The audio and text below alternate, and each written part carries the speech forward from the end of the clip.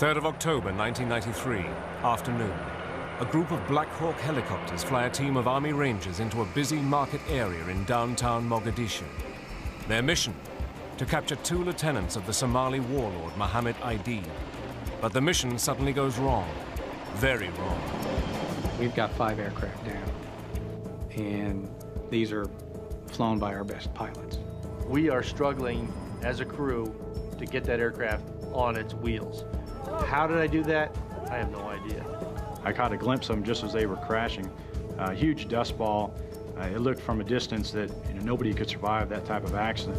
18 American soldiers are killed. 76 are wounded. Hundreds of Somalis are dead. The events of that day have since become legend. You find out that some of your best friends, in fact, didn't make it out, and it was pretty devastating. Using rare archive film and reenactments, Battle Stations flies with one of the most sophisticated helicopters in the U.S. Army, the Blackhawk.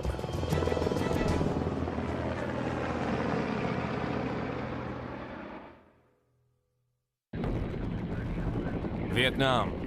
The combat helicopter comes of age. It was here that the world-famous American Huey changed the form of modern warfare. Thousands of Hueys provided a platform from which massive firepower could be unleashed. Vietnam was the first air-mobile war. At that time, the Huey was a remarkable helicopter, and the Army seized upon it in Vietnam to provide that air mobility role. But the Huey was designed basically as an aeromedical evacuation machine, and it just didn't have all the capabilities that the Army found was necessary in Vietnam. By 1972, plans for future conflicts turned away from the jungles of Southeast Asia and looked towards Cold War strategies for the plains of Europe. So in January, the US Army issued a tender for a new multi-role frontline helicopter. With a crew of 4, the next generation of helicopters had to be capable of lifting 11 men, or equivalent weight of cargo, up to 4,000 feet with a cruising speed of 200 miles per hour.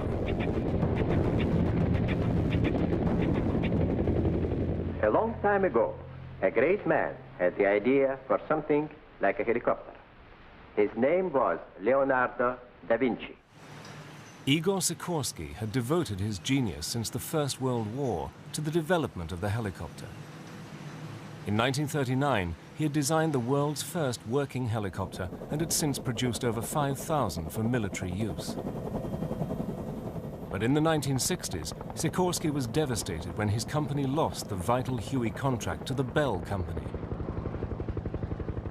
Business was getting less and less. After the Korean War conflict subsided, our deliveries began to shrink dramatically, to the point when, in 1977, we did not deliver a single helicopter to the U.S. government.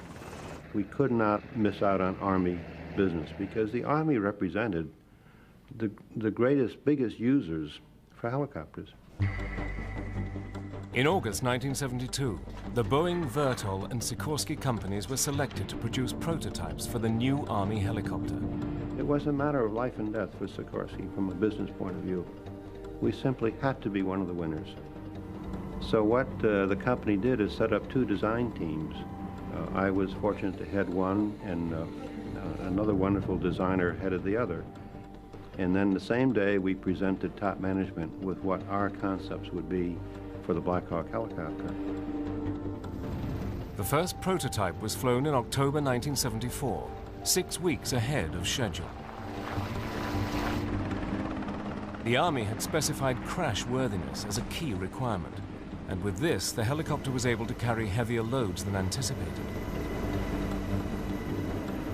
By June 1976, testing was complete, with flights logged hot and high, from desert to Arctic conditions. But late at night on August the 9th, 1976, disaster struck. Ray Leone received a call about a crash at Fort Campbell. It was a call he would never forget. I remember being awoken about 1 o'clock in the morning, saying that one of our prototypes had crashed. And of course, to me, it was like receiving a call from a local hospital about your son or daughter involved in an automobile crash. They wouldn't tell you any details, just you better get here quickly. And we got there August 10th in the morning. And we got out to the woods where the aircraft was, and you couldn't really even see the helicopter until you were practically upon it. That's how dense the woods were. And we learned what had happened was that there was a full crew, 14 Army young people in our prototype flying at night. The skin of the rotor blade had come loose and caused violent vibration. The pilot had no choice but to crash land immediately. But he did a remarkable piloting job. He came straight down, chopping trees all the way down. He cut down about 40 trees with the rotor blades, big trees, and landed kind of hard, but he landed okay. Turned out the only injury was when one of the occupants, the squad leader, jumped out of the helicopter. He ran smack in with a stump of a tree that the rotor had cut down, and he got a little bruise.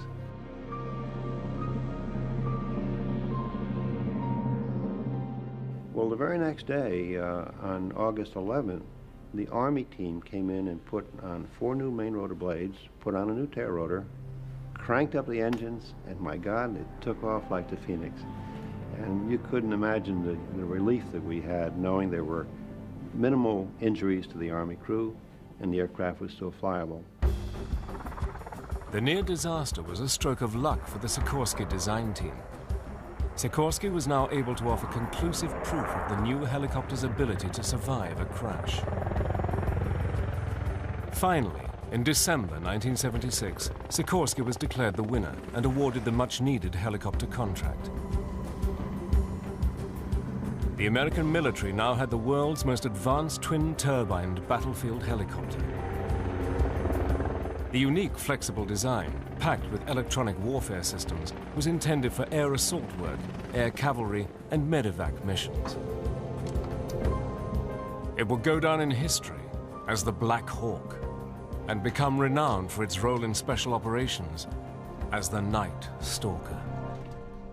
1978. The Black Hawk frontline helicopter flies in service for the first time. But this cutting-edge technology is still untested in the field of battle. The high-speed Black Hawk has an exhilarating low-level flying capability. The first time you get into an aircraft like that, it's a feeling of, I've just grabbed hold of a rocket ship. I mean, really, because it's such a difference in the complex cockpit and the capabilities of the aircraft. It's far beyond anything you've experienced before. It's fun to fly. It'll do anything. It'll give you every bit of the performance that it's supposed to and just a little bit more. It's big, it's roomy, it's versatile, and it's got a great sound. The power from the rotor system, the massiveness of the airframe, and just power and strength. It was much more powerful than usual.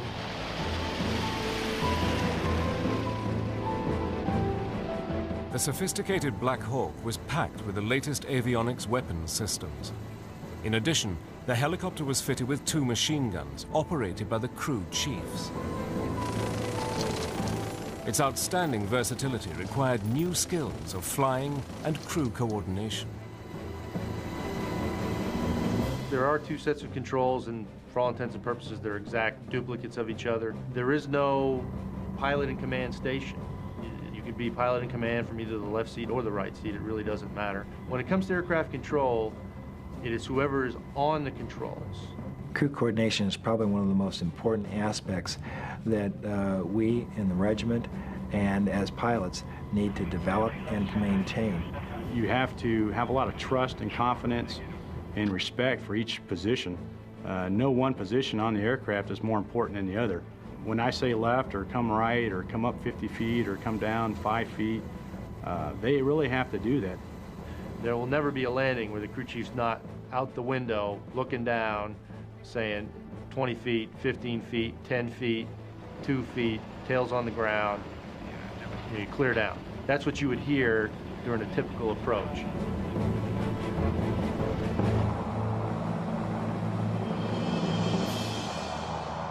By 1981, the Army had found a perfect match for the advanced capabilities of the Black Hawk, the Special Forces. The 160th Special Operations Aviation Regiment became the Night Stalkers, capable of striking undetected by undertaking covert missions anywhere in the world. Specialist crews were trained in night vision navigation and advanced flying techniques, using night vision goggles and forward-looking infrared. We're basically the pioneer behind the night vision systems back in the late 70s and early 80s. Very stressful. It's tenfold trying to navigate, land, shoot, all those things compounded at night. You've got shades of green, and those shades of green are telling you different things about the terrain, the ground, the water, your speed, your height, closure rates, angles, and you have to fly quite a few hours to be able to read your screens or your NVGs, night vision goggles, and get actual feel for how they work and what you are looking at and how that actually relates to what it is in the ground in the daytime. You're using a combination of what you can see through the night vision goggles and then underneath the night vision goggles to whatever's around you in the cockpit, because you need both pieces of the puzzle, if you will, to enable to control the aircraft. One of the most dangerous things that a crew chief could do, especially in special operations, is the night flying, confined space, trying to get into a space that can barely fit a helicopter.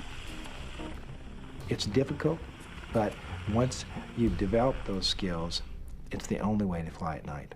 You have to have them. Blackhawks and night vision goggles hit the Army pretty much at the same time. And there's no way that we could do the missions that we do now and since then without night vision goggles. In 1983, the Black Hawks faced their baptism of fire. In October, the US invaded the tiny Caribbean island of Grenada, believing that Soviet and Cuban advisors were intent on building a military base. Operation Urgent Fury had begun. America had vivid memories of being on the brink of nuclear war in the Cuban Missile Crisis some 20 years earlier. I had just gotten to the unit. I was only there for about a month. And I was brand new to the Blackhawk. I only had about 15 hours total in the aircraft. It was all very new to me. I hardly didn't even know anyone in the unit. So I was very, very uncomfortable going into this. And we took off at night. I can't remember how many aircraft we had. I want to say about 8. And headed for Grenada, which was about an hour and 20 minutes away, in an aircraft that has 2 hours and 20 minutes of fuel. And flew over the water at night, no horizon, hazy. We had been up for 2 days straight, getting there, very nerve-wracking. And we got to Grenada just about maybe a half hour after, probably right around sunrise. And then about 4 o'clock in the afternoon, we flew our first mission. Due to delays delivering their night vision equipment, Black Hawk crews had to operate in broad daylight, flying troops into battle and evacuating civilian hostages from the revolutionary forces. I had one of the few aircraft that had a Vietnam veteran pilot on board, and I was very happy to be with him. And I remembered at one point I took my fingers and I put them under my legs because I didn't want to look down and see if they were shaking. And I thought, well, that's probably not a good thing to do because we need to take the controls if he gets hit. We did that assault and then 3 more assaults bringing people in. By the end of the operation, the American forces had captured more than 600 Cubans. The overall failure of poor intelligence had made the operation costly in terms of personnel and equipment. Over the 3-day campaign, the Black Hawks had not been used to their full potential. Flying by day rather than taking advantage of their specialized night flying techniques had made special operations chaotic. Urgent Fury had lived up to its name. A lot of the main lessons that we learned in Grenada was, yes, we absolutely have to be able to operate these aircraft at night much more effectively. We have to modify these aircraft, the cockpit lighting, and we have to really embrace the whole idea of night vision goggles. The The clandestine eyes of the night stalkers were soon to be tested, halfway around the world on the battlefields of Arabia. Desert Storm. On August the 2nd, 1990, Iraqi dictator Saddam Hussein occupies neighboring oil-rich Kuwait. To his surprise, the West reacts swiftly, and President Bush forms a coalition determined to oust the Iraqi forces. 500,000 American and coalition forces assembled in the desert under the command of General Norman Schwarzkopf. On January the 17th, 1991, Operation Desert Storm, the mission to liberate Kuwait, began with a huge aerial bombardment against Iraqi military targets.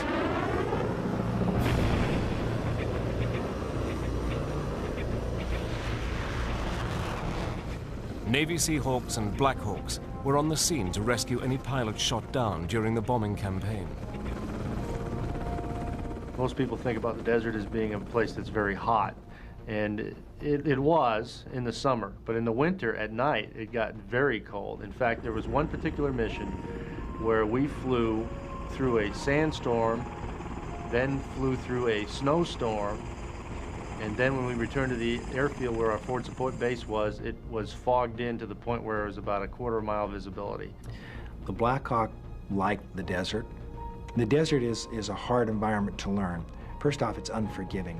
Our mission profiles kept us relatively close to the ground, and you will plow into a sand dune that you swear you were 50 foot or 100 foot above, but somehow it jumped out and it bit you. The time it took to learn how to fly over the desert varied from a few hours to sometimes months. When the Iraqis began to fire missiles against coalition military sites and Israel, several Black Hawks were sent on hunt and destroy missions to track down the missiles and their mobile launchers. One remarkable mission took place in late February 1991, when Jim Chrysofuli's regiment of Night Stalkers had infiltrated a team of special forces deep into Iraq. But things went awry, and one of the teams that our regiment had put in had gotten compromised. A young Iraqi girl had discovered one of the teams, and they had come under fire. Now they needed to be extracted. Every second counted. We're talking about 3 men surrounded by 200 miles either way of an unfriendly country and bad guys. We ran to the aircraft and we had them spun up. And as we moved the airplane over to make room for a formation launch, we looked over and the second aircraft was on fire. That's not good. We were obviously concerned. We knew that they were going to scrap the mission because a daylight mission, single ship, 200 miles into Iraq was zero survivability, or certainly very, very low. Randy and I were clamoring. We said, we'll just go without them. We'll just go without the authorization. We waited. They said go, and we went. And that airplane took off like out of bat out of hell. When we crossed the border, we didn't hear a round fired. You don't hear it with 145 decibels anyway. So we dropped it down to 20 feet, and then 15 feet, and then we moved it down to 10 feet. The F-16, providing air support, relayed an urgent message. The Special Forces were under heavy fire and running out of ammunition. If Chrysofuli wasn't there in 10 minutes, there'd be no point showing up. That's bad. You look at the map and there's got to be a shorter way. And like everything else, the shortest distance between 2 points is a straight line. And that's what we did. We crossed over at least a brigade-sized Iraqi unit. And all we saw was flashes and pieces of equipment and heads turning up. We crossed them at 15 and 20 feet. People, by the time they turned around to see what was going on, we were gone. Crossed over one dune, and you could smell the dust and the heat in the air, and the engines were running hot, and everybody was focused and calling out perceived bad guys, turn left, turn right. And at about 10 feet, I saw a small dune. We cruised directly over the dune, and literally out of the blue, there was a donkey directly in front of me, and he seemed huge. And I bumped the collective back up and I went straight over his head. Now a donkey, even the tallest donkey, is probably only 5, maybe 6 feet, and we dang near slammed directly into him. So we were pretty low.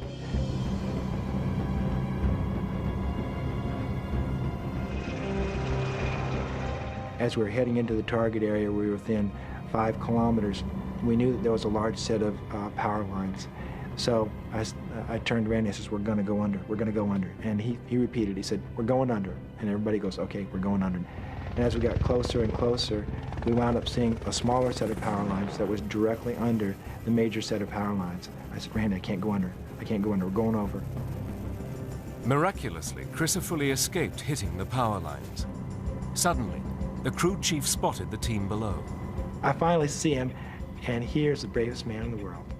Jeff Sims is standing on the berm on the edge of a ditch, and he's waving a VS-17 panel in the middle of a firefight, surrounded by bad guys. And there were bodies all around him, people that he had engaged and eliminated. You don't get that courage by accident. Radios wanted to know what was going on. The minis kept producing noise, flying about 4,000 a minute, times 2. I saw that probably the best way for us to position the airplane was to slam it back down, oriented about southwest, and that would place us in between most of the Iraqi ground fire and Jeff. Crisafulli thought he was there to pick up 6 operators, but there were only 3. I'm thinking, oh God, we left 3 on the ground. He says, "Where are they? Where are they?" He says, "They're not here. There's only 3. Let's go." And everybody seemed to scream in unison, "Let's go." The airplane is still taking hits. Flight controls took hits. Rudder blades were taking hits. We took off. Under cover of the dust cloud, the Special Forces made good their escape.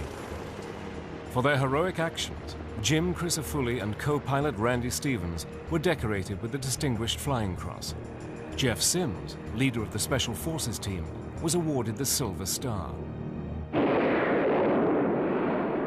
For several weeks, the Allies kept up the aerial bombardment on Iraq. Saddam's war machine was battered, but not broken. Schwarzkopf now prepared for a major ground assault to finish the job off. At 4 a.m. on February the 24th, 1991, the ground war was launched. It was led by the largest helicopter assault in history. 300 helicopters, spearheaded by Blackhawks, lifted 5,000 airborne troops 110 miles deep into Iraqi territory. The operation was a stunning success. Thousands of Iraqi soldiers were taken prisoner. Within 100 hours, the ground war in Iraq was over. The Black Hawk operation with the 101st Airborne had proved the value of a rapid heliborne assault, and not a single American had lost his life. For 2 years, the Black Hawk helicopter and its crews enjoyed the accolades of total success from the Gulf War. But all that was about to change. The Night Stalker's next mission would become a nightmare that would haunt America to this day. Mogadishu. Mogadishu, Somalia, 1993. It began as a great humanitarian mission and became the costliest battle for US troops since Vietnam. Somalia had suffered from years of terror by rebel warlords, and now the beleaguered country was in the grip of a major famine. America had joined a UN peacekeeping force of 38,000 troops. In June 1993, local warlord Mohammed Aidid's forces killed 24 UN peacekeeping troops whilst they were patrolling the streets of Mogadishu. America responded with a series of snatch and grab raids on Aidid's strongholds, led by Black Hawk Night Stalkers with US Special Forces. October the 3rd, 1993, a further mission is planned to capture Aidid's top 2 lieutenants. The American Joint Operational Command used live TV and radio equipment from observational helicopters to control the operation and to produce publicity pictures for the world's press. So it is decided to go for a daylight assault on the target house. Operation Irene is planned to take less than 1 hour, but the mission is fatally flawed. Without a doubt, we all prefer to go at night. All the things that we had give us a tactical advantage at night. In the daytime, it becomes a fair fight. Nobody wants a fair fight. In a military operation, you want as much advantage as you can possibly put into the mix, and by going at night, that gives us that advantage. We wanted to do every single mission that we could at night. If they were available during the day, we went after them during the day. But we would prefer to hit every target at night. For the Blackhawk crews, this mission on the target house is filled with danger. This one was as hazardous as any we had flown. The dust conditions were as bad as they had been anywhere else. It was in a place called the Black Sea, which is where most of the enemy was located. There were no landing zones. An alleyway in a city like Mogadishu is not big enough, and we knew that we couldn't land, which doesn't limit us in putting people on the ground because we're flexible and we can do what's called a fast rope insertion. But it limits us in how we get them out. So we knew that there was additional risk on this mission. And I think everyone sensed that as we walked out to the aircraft, but we still felt that it was an acceptable risk, and we took it on. On the afternoon of October the 3rd, 8 Black Hawks lead an air armada of 19 aircraft, 12 vehicles, and 160 Delta and Ranger forces into the heart of Mogadishu. The trail helicopter is known as Super 6-2. You want to stack up about 200 feet. The mission of my crew, we were in Super 6-2. We carried Delta operators on board who would actually go into the building and capture the people they were going after and secure them and bring them back to the base.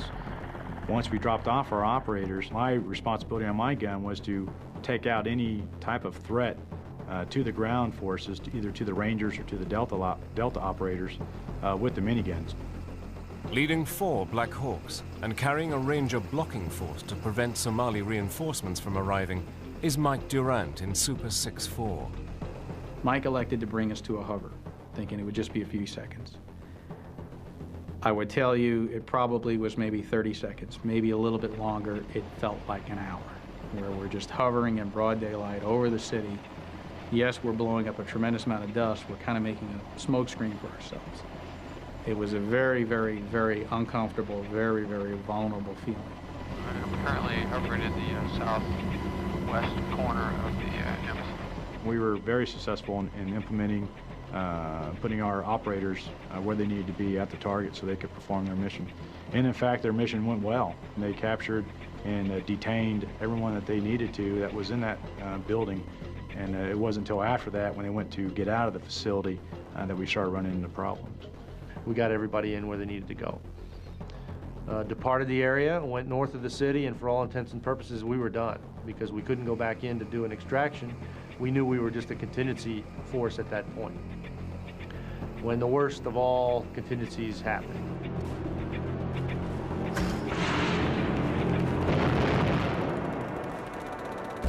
About 40 minutes into the mission, Cliff Walcott and Donovan Briley's aircraft was shot down by what we think was a rocket-propelled grenade. The first inclination I had that there was a problem was when Super 6-1 called that they had been hit and were going down. I caught a glimpse of them just as they were crashing. A huge dust ball. It looked from a distance that nobody could survive that type of accident. We got a Blackhawk coming down. We got a Blackhawk crashing in the 6-1, 6-2.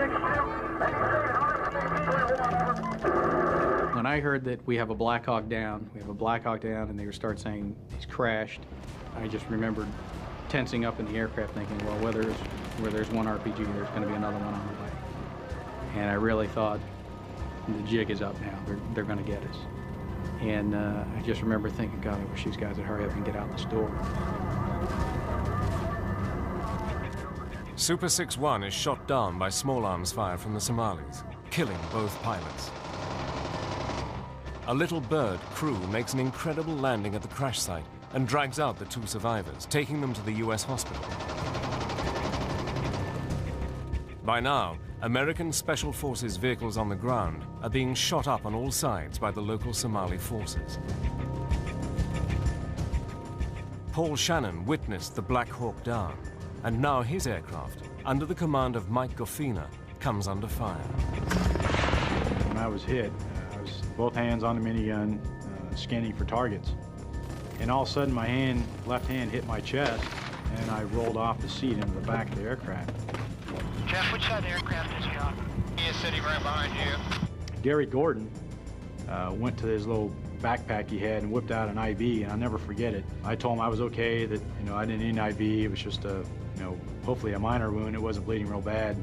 I wanted to make sure that he had ample time to do what he needed to do, shoot out the back and not worry about me.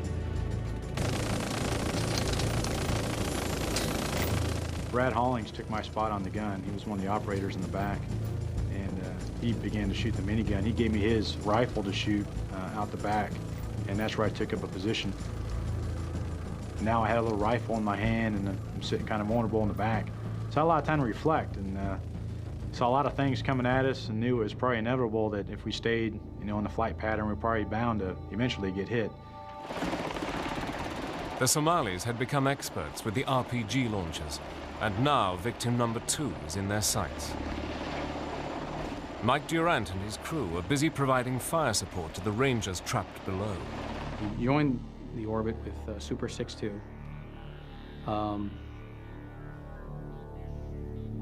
Just a few minutes, maybe 2 or 3, that he was in the area. And all of a sudden he called and he said, "Whoa, 6-4's hit. 6-4's hit."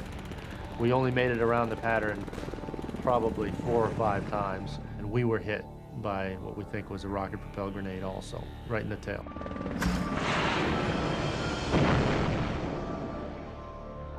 I can't remember exactly. There were a couple of exchanges back and forth. He said, "I'm heading for the airfield." I thought in my head that this is a flyable machine. Everything looks okay inside. It's made to take this kind of punishment. If I land here, I'll have to crash it intentionally because there are no landing zones. So I'm going to have to just crash it in an alleyway for the sake of getting it on the ground. We were flying for about 5 seconds when the tail completely disintegrated and about 3 feet of the vertical fin went along with it. All of a sudden, then he called, and 6-4's going down. Mike is not an easily rattled person. The tone of his voice, I felt like I'd been electrocuted on hearing that. And I thought, he's in bad shape. He's either got flight controls that are not responding now, or he's in free fall. The only thing I could see was brown earth and blue sky. Everything else was a complete blur. Once I brought that nose up, because we were pitching forward, we ended up in a flat spin at 70 feet. The only thing going through my mind at that point is stay upright. Get the aircraft on the wheels. It's designed to absorb impact, but only on the wheels. If you land on its side or if you land upside down, all those safety features are totally worthless. So we are struggling as a crew to get that aircraft on its wheels. How did I do that? I have no idea. Sunday, October the 3rd, 1993. Special Forces helicopters relay shocking live pictures from the war-torn streets of Mogadishu. America's worst nightmare is unfolding. 160 Delta and Ranger forces are fighting for their lives, pinned down by hundreds of armed Somalis in the heart of the city. Blackhawk Super 6-1 had been shot down. Super 6-4 had taken a hit, and along with his co-pilot Ray Frank, pilot Mike Durant was struggling to control the aircraft. As soon as the tail came off, I made a radio call stating that we had lost the tail rotor and we were going in hard. Then I remember looking over at Ray saying something about we better pull the engines off. He knew exactly what to do. He was already doing it. But the truth of the matter is the centrifugal force was so severe that he could not keep his arms up to shut those engines off. It actually drove his arms down. So we ended up with one engine at about half power and one at about idle power. He called again. He said 6-4's going in hard. And just before he hit it, he just screamed Ray's name. I really thought they were all dead. 6-4, you okay? Going in hard. 6-4 down. 6-4. I don't remember actually hitting the ground. but we hit very hard. Hard enough that even with all the safety features on the Blackhawk and as rugged as it is, my femur or my thigh bone still snapped in two on the seat when we hit the ground. Amidst the wreckage, Mike Durant and Ray Franks lie unconscious. Crew chiefs Tommy Field and Bill Cleveland are also severely injured. They will not last long without help. Nobody was there to help them. They were basically on their own. Fortunately, the bad guys weren't there yet. There was very few around that area. Mike Gaffina in Super 6-2 flies over the site to drop in 2 Delta Force snipers. Our backseaters, Randy Shugart and Gary Gordon, the 2 Medal of Honor winners, requested permission to go in. We initially tried to infill Randy and Gary as close as we could to Super 6-4 to Mike and Ray's aircraft. But due to the heavy debris that was littered on the ground there, it flew up in the rotor system, and we picked a little more suitable spot, but was still cluttered with debris. And they held about a 4 to 5 foot hover. And I tapped Randy and Gary on the shoulder, and Gary gave me a thumbs up and a little smile, and he jumped out. We collectively defended the crash site for about 20 or 30 minutes before everyone else was killed and we were overrun. At Mike Durant's crash site, both Randy Shugart and Gary Gordon are killed in a ferocious firefight with Somali soldiers. To the best of my knowledge, what happened to Gary and Randy is they were just overwhelmed with just an abundant force that just overtook them. They took out as many as they could and were down on ammo. Some of the crew members had already been killed. Mike Durant was on one side of the aircraft with one of the operators. The other operator was on the other side of the aircraft, and he was hit. They heard he was hit, and they redistributed ammunition and amongst the people that were alive, and they were just overtaken, and everybody was killed except for Mike Durant. Paul Shannon, now sat in the back of Super 6-2, his hand shattered by Somali gunfire, is to have a remarkable escape. The RPG-7 came in on the right side of the aircraft, impacted right underneath the crew chief window. The RPG-7 took off Brad's knee, his right knee basically was gone. He fell back on top of me off his seat. I was knocked unconscious for maybe 5-10 seconds, kind of hard to tell. The co-pilot was knocked unconscious.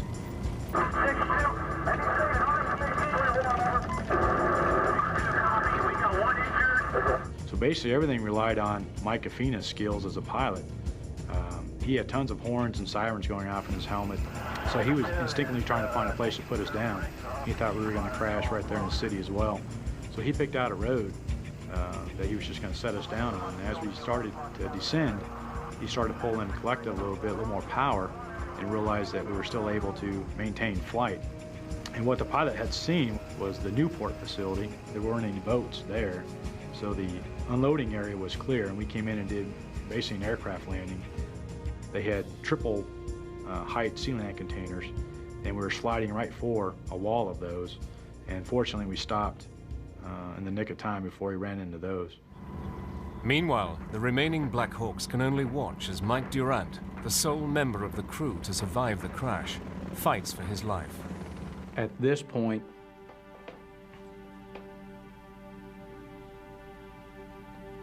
we've got 5 aircraft down, and these are flown by our best pilots. Shortly after this, one of the commanders on the ground called and said, "I've got 2 wounded guys that are going to die if I don't get them out of here." Roger, I contacted higher reference Chief Blair. They do not have any... Colonel Harrell, who was in the command and control aircraft, called and said, "I can't send in any more helicopters. The area is still too hot. Just hang on. We're going to get some tanks to punch through to you with them in armored vehicles." Emotionally, for me, I don't want to overstate it too much, but here I am now prepared to do this, and now we've been let off the hook. And on the one hand, I was relieved that we were now not probably going to get shot down and killed. On the other hand, we desperately wanted to get in and help. Eventually, blooded and shocked by the chaotic nightmare, the Rangers and Delta forces are rescued by a UN armored convoy. The captured and tortured Michael Durant was later paraded to the world on TV. When you're initially captured, you're fearing for your life. The highest priority is survival, or are you going to make it through the next few minutes? CW3, Mike Durant, U.S. Army. You crave for information about what went on around you, where is everyone else, what's their status, did they survive? I didn't know that no one else at our crash site had survived until I was released. How long? How old? 32. Whether we survived or not, they were going to get us all out of there, and I knew that. And that provides you some sense of security. You feel like maybe you're almost not alone, knowing that everybody's out there and they'll do what they can. I'm a Blackhawk pilot. Blackhawk pilot. I can't explain why I wasn't killed. It is a miracle. It's a miracle, it's luck, it's whatever everybody that assesses the situation happens to believe, I guess. But I did some things that may have helped facilitate my survival, but a lot of it was certainly out of my hands. All we knew at that point when we came back from the mission that day about Mike and Ray was that they were down and they were missing in action. We didn't find out until the rest of the world found out, and the videotape of Mike when he was in captivity, and the videotapes of them dragging the bodies through the streets. We were horrified, we were enraged that is what had happened to them. We wanted revenge, probably more than anything else. Those were our friends. These weren't people that we just knew casually. These were guys that we'd known for years. People talk about being a band of brothers, and you know, you're closer to these people than brothers. And it was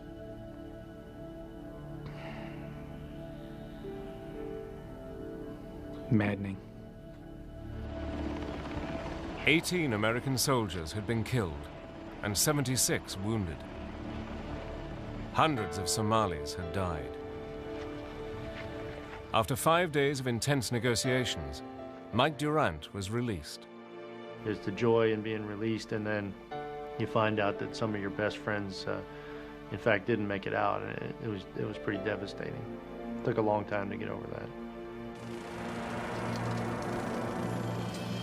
Bitter lessons had to be learned. The night stalkers had been used in daytime missions, not by night as intended. But Mogadishu is also remembered for the incredible bravery of the task force soldiers and the exceptional flying skills of the Blackhawk air crews. The Blackhawk has been in service around the world for 25 years. With its advanced technology, this outstanding helicopter will remain in the forefront of battle in the era of electronic warfare. But for the men who crew it, the Blackhawk is something more. It is a machine of strength, ensuring success in the face of adversity. I truly believe I owe my life to the design of the Blackhawk. We hit the ground very hard. There's no question that in many other types of helicopters, it would not have been a survivable crash. If not for the design of that aircraft, I wouldn't be sitting here today.